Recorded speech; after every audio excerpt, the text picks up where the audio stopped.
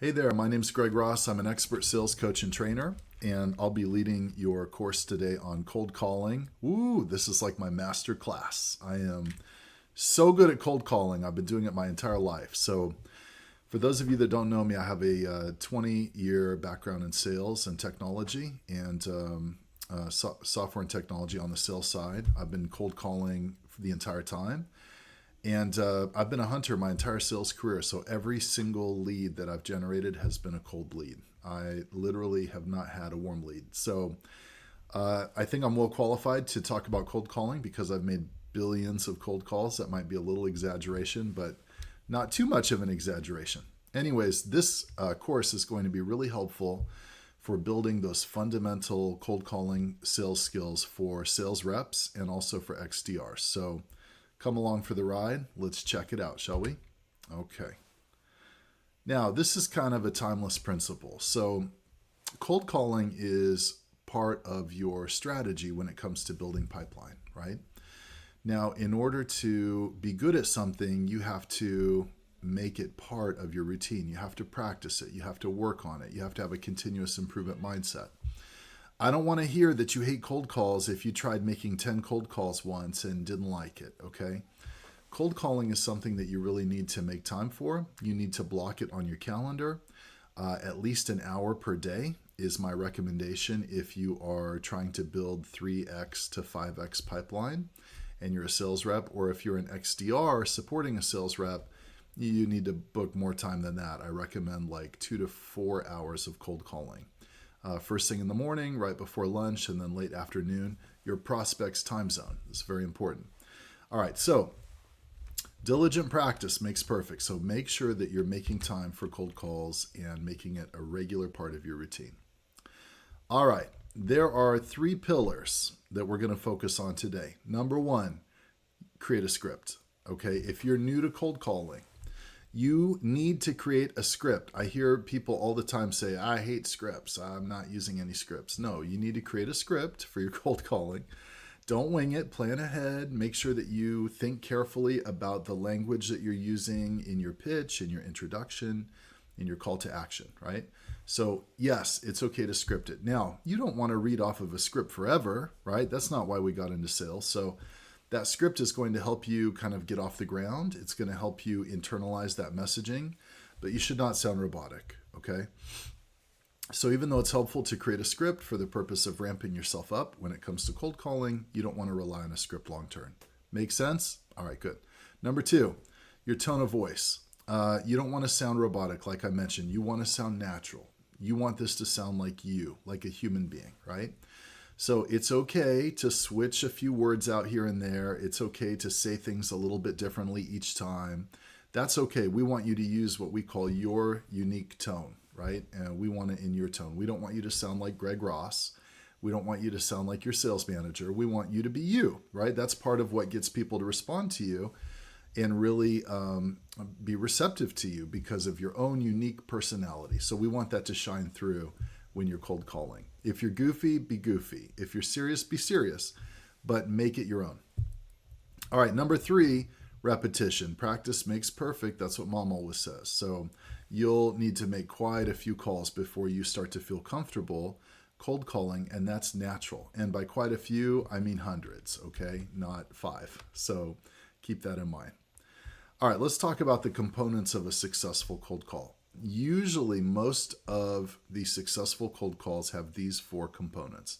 An opener, that's the first words out of your mouth when the prospect picks up the phone.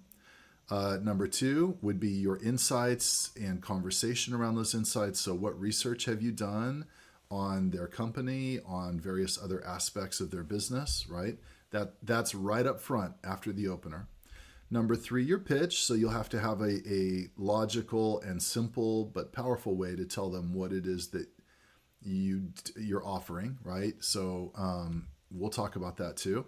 And then the final step in the cold call is your CTA, or your call to action. That's where you actually ask them to schedule some time with you or with your sales team to go over your offer and have like what we call an introduction call. So those are the 4 steps to every successful cold call: the opener, insights and conversation, the pitch, and the CTA. We're going to break those down and go step by step. So there's 3 types of openers that I have seen work and that I recommend, okay? The direct opener, the research opener, and the cold call opener, what I call the cold call opener. So the direct opener is going to sound like this. Hey, Susan, this is Greg with Phantom Sales. The reason for my call is to schedule an intro call with you next week. Boom, right up front, I'm hitting her with an intro call, okay? Now, this is kind of a very new approach to cold calling, and it's very counterintuitive. Most people try to finesse their way into the intro call. They try to be a little bit suave. They try to be smooth. They try not to use the term intro call, right? But the direct opener, no, we're doing something counterintuitive to that. We're going to turn that on its head. We're going to hit Susan with this idea of that being the reason for my call. Now, what do you think the next thing Susan says will be if you say that? Well, what's this regarding, right? And Susan unwittingly asks you to make your pitch. So what I've seen, the people that do this and they swear by this direct opener, it actually prompts the prospect to ask them to make the pitch. And they have a higher conversion rate from that opener into the pitch. They don't get hung up on as often. Now, it's definitely a tense kind of standoff, but that's the direct opener. And I've seen it work for a lot of people, okay? Number 2, the research opener. This is probably my favorite approach and my preferred approach. And you want to lead with some research that you've done on their organization. So whatever you know about their organization, right? So that's going to sound like this. Hey, Susan, this is Greg with Phantom Sales. I was doing some research and noticed that you're opening a new location in Brazil, that you just did some fundraising and got awarded an A round, funding round, that you're hiring 20 people for your data center in Houston, Texas.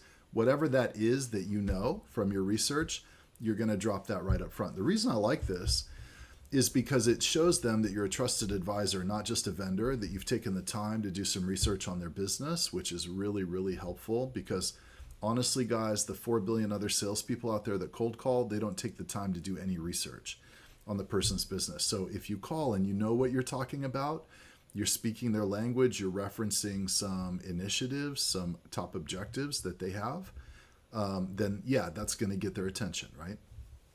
Last but not least, number 3, the goofy, I hate this one, but some people rock this so hard and they actually make it work for them. And I don't know how, because it doesn't work for me, but I've seen it work really well for other people. The cold call opener. And it sounds like this. Hey, Susan, this is Greg from Phantom Sales. I'll be honest, this is a cold call. Can I have 30 seconds to explain why I'm calling? Then if it makes sense to continue, you just let me know, right? This is like a permission-based opener. We're being a little goofy. We're clowning ourselves a little bit. We're letting them know that this is a cold call. Now, I know there's going to be some haters watching this saying, Greg, I actually love that opener. That's like my favorite one. Okay, fair enough. But here's the thing. In order for you to close a deal, you have to be a trusted advisor. So you just have to understand when to transition from being the clown to being the trusted advisor. And sometimes that can actually be difficult. Once you have downplayed the seriousness of why you're calling and you've clowned yourself, it can be very difficult now to flip and actually set the tone that you're a trusted advisor. This is how vendors usually talk when they call you. This is how people usually talk when they make 1 billion cold calls. But this is not usually how people talk when they're an expert in your business, right?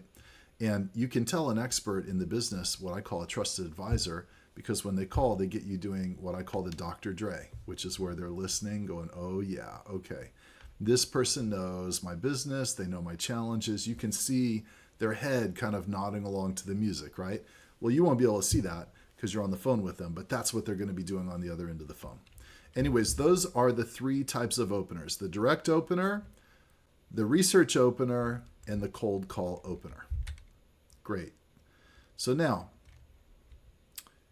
we'll talk about pre-call research, right? You know that I'm leading with number 2, the research opener. So how do you gain insights or gather insights about their business? Well, there's kind of 4 categories that you're going to dig in: their industry, their company, their challenges, and their role. Okay.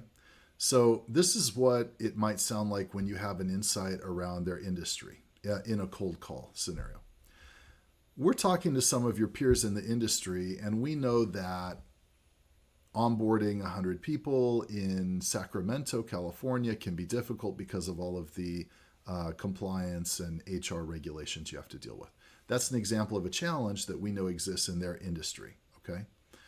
Number two, their company. I noticed you're opening a new location in London. We found that when you open a location in London, it can be very difficult to do XYZ, right? So I know that a company initiative is that they're opening a new office in London. Now, they may be launching a new product, they may be doing a number of things, but their company should have some defined initiatives, some executive priorities. Usually you can read some articles or interviews with the C-level to figure out what types of initiatives they're working on, corporate initiatives. In fact, if it's a large company, if you're in enterprise sales, then you should be looking for keynotes on YouTube. The CEO every single year will give a keynote where they talk about their, big objectives for that year. All right, their challenges. Based off our conversations with some of your peers, we understand that managing the cost of your pharmaceutical spend can be a challenge. Is it for your team as well? This is great if we're pretty sure that they're going to have the same major challenges as the other peers that we've spoken to, right? So in a situation where you have a ton of customers and you've had a lot of sales, or you've had a lot of sales conversations, and you really understand the challenges associated with their business, this is a great way to pique their attention, is to hit on a major pain point for them right up front in the cold call. Now, this is not going to work if you're talking to a gatekeeper, but it's going to work if you get the actual prospect on the phone, okay? And then the fourth area that we want to do research into is their role. So here's an example of what that would sound like. As we speak with other marketing directors, we've discovered that one of their key challenges is proving contribution to revenue from their marketing efforts, right? We know that's likely a challenge for you as well, and that's one of the things that we can solve. And we want to share some recommendations with you around how to solve that challenge for your team. That would be an example of a challenge area. So their industry, full of challenges usually.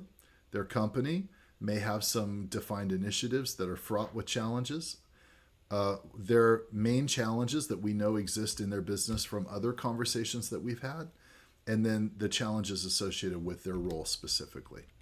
Make sense? Those are the areas that you want to research. Now, social selling, guys, is huge right now. Honestly, I run a lot of campaigns. I run cold calling campaigns. I run email outreach, and I run social campaigns on LinkedIn. And I get probably the most bang for my buck on LinkedIn. Now, you may not work in a business where your prospects are on LinkedIn, or maybe only partially on LinkedIn. Maybe a handful are. If any of them are, you should be checking LinkedIn before you call. Do they have any mutual connections with you that you can name drop? Have they made any recent posts? And do we know what they're working on, their priorities in those posts? Check out the language they use when they're talking about their company, their challenges, their organization, and mirror some of that language when you talk to them, right? What are some company insights that we can find? On LinkedIn, when you click on the account and it takes you into the company's LinkedIn page, there's a person's LinkedIn page that works for the company, but the company also has a LinkedIn page. There's a little tab that says Insights on it. I love this. This is a little tip for you. If you click on that Insights tab, you'll find all of the data around their hiring. Has it increased substantially? Has it decreased? You can find all of that. And which job titles have they hired over the last 2 years, right? All of that information is on LinkedIn. And then finally, connect with them. If you connect with them just prior to calling, you have a higher chance of getting them to answer the phone and talk to you, because now you have some name recognition. So check LinkedIn before you call if any of your prospects are on LinkedIn. All right, making conversation. So what you do not want to do is you do not want to, what we call pitch slap your prospects, which means when you call, You're not going to sit there and rattle off 60 seconds of opener, research and conversation, call to action. No, you don't want to, the pitch, the call to action, you don't want to sit there and go through all of that before you give them a chance to speak. If you do that, you'll know, because you'll get a ton of rejections and literally no meetings, right? So making some conversation helps. Now, I like to actually put a little question right up front, right? So, hey, John, this is Greg. I'm calling from Phantom Sales. I did a little research and I couldn't find anyone with a sales training title at XYZ company. Do you have someone handling that today? That's an example of a question that I'm asking right up front. Now, that question should be intelligently designed to get you into a conversation about their challenges. Obviously, if they don't have someone handling sales training, then that's a challenge, because the CEO is probably doing it, the head of sales, some marketing person, and it's taking them away from their full-time job, right? So, or their core business. So I love asking a question right up front. Now, when you do that, it also turns into a dialogue, not a monologue. Mono meaning one person speaking. Dialogue, dia meaning two people speaking, right? A conversation. Gong did a study. They found that cold calls that are conversational have a much higher chance of being successful. So we want to get the prospect talking. And in this case, you can see on the screen, the prospect says, we don't really have a structured training process for our sales reps quite yet. Good information to know. Now we're having a conversation about their sales training, and we have a better chance at getting a meeting, right? Okay, you need to have a simple yet powerful pitch. And this is where I think, listen, guys, you should right now be taking notes in a document. You should have your opener, right? You should have some research points, some conversation starters there, right? Start creating your template. Now we're going to pitch them. This has to happen at some point during a cold call. You have to tell them why you're calling, what it is that you do, right? And not just what you do, but what it means to your customers. So I think about it this way: is, does, means. What is it that you do, right? What is it? It's pharmacy cost management software. Okay, great. What does it do? Well, it automatically scans the invoices, checking for areas of high cost. Great. But what does it mean to your customers? Well, it means that they can focus on their core business instead of spending all of their time researching invoices. We need to get our pitch to what it means to your customers, not what it is or what it does. So I've written 3 examples here. We help skilled nursing facilities better manage their pharmacy spend using our cost management software, right? That's a good example of a pitch. What we do is equip skilled nursing organizations with easy-to-use software that identifies cost savings opportunities automatically, okay? That's another example of a pitch. And you notice these are short. I can say these in 2 seconds. We found that when skilled nursing teams focus on reconciling invoices, they lose focus on their patients. That's exactly why we created our software. So, hey, John, it's Greg. I'm calling from Phantom Sales. Hey, I was doing some research. Are you the one that handles pharmacy cost management, reviewing the invoices at XYZ? Oh, okay, you are? Great. So here's why I'm calling. We help skilled nursing facilities better manage their pharmacy spend using our cost management software, right? What we found is that when your skilled nursing teams focus on reconciling invoices, they lose focus on their patients. Has that been an issue, John, for your team? Right? I'm keeping it conversational, and I'm getting to a simple yet powerful pitch on what it is that we do. Make sense? Great. Now it's time for the call to action. The call to action is your ask for their time. This comes at the end of the call. I've got 2 examples here on the screen. We're not going to overthink this. This is fairly simple. Call to action number 1. Hey, if you have 30 minutes next week, we'd love to share some recommendations with you. Do you have your calendar handy? I love using the R word, recommendations, because we're trusted advisors. So when we meet with them, we shouldn't just be trying to sell them on our product or our service. We should be making recommendations about how they can make their business better, right? Call to action number 2. What we'd like to do is schedule some time for a quick intro call next week. Are mornings or afternoons typically better for you, right? So you can see I have two different call to actions here. Do you have your calendar handy, or are mornings or afternoons typically better for you? I like the second because you're putting them in an either or mindset, not a yes or no mindset. And that's a good thing. Voicemails. Everyone has an opinion on this, and most of the time, unfortunately, I hear the wrong opinion. If you're calling them, you've taken the time to do some research, find their phone number, and you're actually making an effort to reach them on the phone, and you get the voicemail, not the company voicemail, not the general voicemail box, not the gatekeeper's voicemail, but you actually get the prospect's voicemail, then you want to leave a message. Always, always, always leave a voicemail. And when you leave a voicemail referencing your email, if you've sent them one, statistically, you're like 47% more likely to book the meeting. So you want to send the email, then leave a voicemail referencing that email, okay? Now, there's a right way and a wrong way to leave a voicemail. So I've put this into 3 steps. Step 1, the reason for my call is. Step 2, I sent you an email. And step 3, my name is Greg. I'm calling from Phantom Sales and my number is. We leave our contact information last on the voicemail. There's a reason for that. People, it's human nature when they check their voicemail, as soon as they hear, hey, this is Greg from Phantom Sales, that's when they're most likely to hit delete.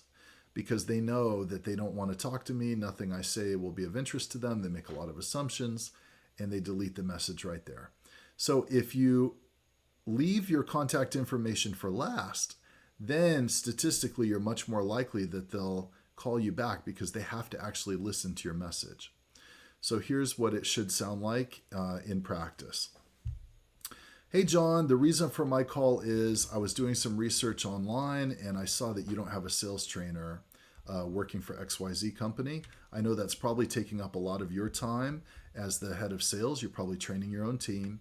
Listen, I sent you an email at 3 p.m. Central Time today, the 23rd, and I'd like to connect with you. Take a look at the email. You can reply there or give me a call back. My name is Greg. I'm calling from Phantom Sales, and my number is 867-5309. As you can hear, I left my contact information last, right? Hey, John, reason for my call, taking a look online. I saw that you don't have a sales trainer working for you. I know that means you're probably training your own sales team. Sent you an email earlier today with an outline of how I can help you to focus on your core business, closing deals, while still giving your team great training. My name is Greg. I'm calling from Phantom Sales. My number is 867-5309, right? That's how we do it. Leave the contact information last. And always reference your email if you've sent one. Now, if you're a sales rep and you get the prospect on the call, right, on the cold call, they may say something like, actually, I've got some time before my next meeting. Can you share your recommendations now? I'd like to talk about it now. What do you do? Well, what you don't do is tell them, yeah, sure, let's book some time for next week. No. You've got them on the call. Jump to an impromptu intro call. You should always, always, always be ready to jump into an impromptu intro call the second you get the prospect on the phone and they're receptive to having a conversation with you. The correct response is, sure, I'd love to. Can I email you a quick link to my screen share? Let me just confirm your email address. Is it j.smith@xyz.com? Great, I'm sending it right over. Let me know when you see it. Then you share screens with them and you go right into your deck and your intro call. Impromptu. It works so well and you're able to get a lot of good discovery information that way. All right, when I used to cold call at one of my enterprise sales jobs, I used to literally pick up 2 or 3 additional intro calls a week just by talking them into an impromptu intro call. So it can really also help boost your stats if your pipeline is struggling. All right, let's talk about gatekeepers. Do not say more than you have to a gatekeeper. We don't ever sell the gatekeeper. This is literally my script for gatekeepers, and if you can master this, it will completely change your game. So the gatekeeper picks up, hello, thanks for calling ABC Company. How can I help you? And you say, Greg Ross, I'm calling for John Smith. And then you stop talking. Do not talk. Their natural Next line is who's calling, because remember, most people call and say, yeah, can I speak to John Smith? And they go, who's calling? So you already threw him for a loop because you told him who's calling. Some of them will stutter and be like, who's calling? I just told you it's Greg Ross. I'm calling for John Smith. And then you stop talking. Okay, John's in a meeting right now. Can I ask what this is regarding? No, I don't think so, but it's important I speak with him. Hey, Cindy, can you do me a favor? If I give you my cell phone number, can you jot it down on a sticky note and give it to him right when he gets out of the meeting and have him call me? It's important that I speak to him. Sure. What did you say your name was again? It's Greg Ross. And what's your cell phone number? It's 867-5309. And let him know it's related to his sales training.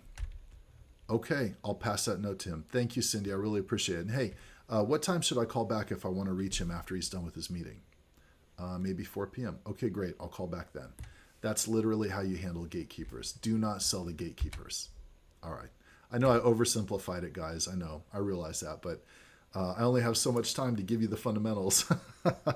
So if you need extra tips or tricks on that, don't ever hesitate to reach out to me on LinkedIn, Greg Ross at Phantom Sales, or on my YouTube channel at The Greg Ross. Okay, my pro tips. Here we go. We're finishing up the course, wrapping it up on time. Don't settle for the first no. Most of the time when you cold call someone, the first response you're going to get is a no. That no might not sound like a no. It might sound like send me an email or I'm just walking into a meeting. It's a no. Do not send them an email, right? What you want to do when you get them on the phone and they tell you they're just walking into a meeting, that's okay. The only reason I was calling was to book an intro call with you next week. Do you have your calendar handy? Figure out how you're going to work and push past that first no. Be tough. Rejection is part of the game. Brush it off and move on to the next prospect. And be multi-threaded. If one person at a company says no, call a few others unless they're the CEO and they tell you no, and then you should probably stop calling. All right, one last note on pushing past the first no. You guys should be keeping track of the top objections that you're receiving on an objection handling document. Write down the 3 that you hear most often. And I want you to write a well-scripted, well-thought-out response to each one of those, so that when you get that first no, you should be expecting it, in anticipation of it. You know exactly how to pivot and push through it. The second time they tell you no, settle for the no and end the call. All right, guys, this is Greg Ross. I hope you enjoyed this course on cold calling as much as I did. Man, I have spent years of my life perfecting this, but I can only give you so much in a fundamentals course. So if you're interested in more information on cold calling or on cold call coaching, like I said, reach out to me and we'll set up a session, okay? Bye, guys. Thanks a lot for watching, and I really appreciate it. We'll see you on the next course.